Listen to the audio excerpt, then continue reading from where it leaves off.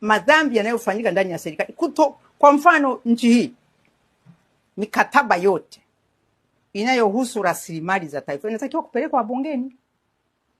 Mikataba yote wa bandari, hata na madini na nini, inatakiwa kupelekwa bungeni. Sasa inapelekwa. Sasa kutoipeleka si ndio madhambi yenyewe? Sasa kuna hivi tuko mara unasikia viongozi, kuna mashehe feki, kuna wakatoliki feki, unaona na vijana wengine ambao yani kabisa anafanya kazi na mwenyewe anazungumza kwa niaba ya viongozi wa dini. Hivi vitu hivi, hii ni mihemko. Na sasa unashangaa. Sasa hivi kama tunavivumilia kweli, do we know what we are doing? Ukweli huwa haufichiki. Unaibuka. Ni kama haki vinaenda pamoja. Na hivi ndivyo vinazaa amani. Na sikudanganye mtu.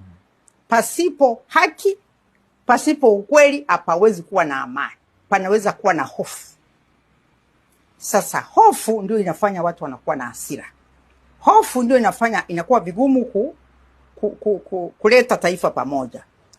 Unapochukua kiongozi wa chama cha upinzani, ukamweka jela ukasema ni muhaini, taifa utalilechaje pamoja?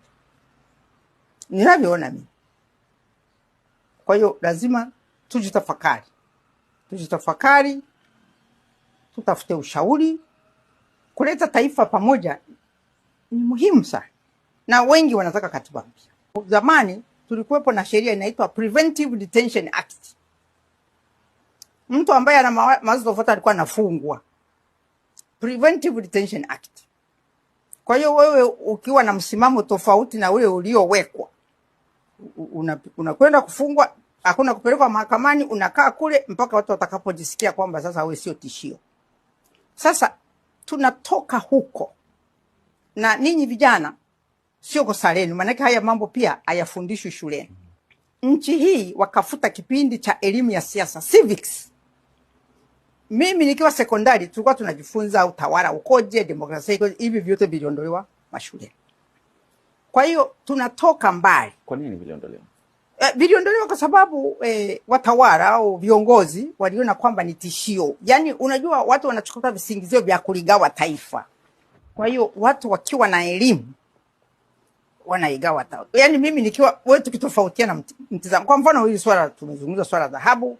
Kuna mwingine anasema isiuzwe kabisa. Mimi nasema inategemea. Kama tuna shida inaweza ikauzwa, lakini iuzwe kwa transparent. Lakini sasa kuna mtu mwingine anaona tofauti. Sasa kama msimamo kwa mfano wa serikali ni kwamba iuzwe, na wewe unasema isiuzwe, wewe umeshakuwa muhaini. Sasa hivi ile Preventive Detention Act inaitwa uhaini. Kwa hiyo unakuta mambo ya ajabu. Hakuna debate, sasa hakuna cross fertilization of ideas. Yaani mawazo hayachangamki. Lakini utamaduni ambao ndio tumekuwa nao, ndio tumefundishwa kufanya hivi. Tunapoona mtu anapinga mawazo yetu. Kazi ya vijana ni kubadilisha mambo mabaya ya wazee. Ndio kazi ya vijana.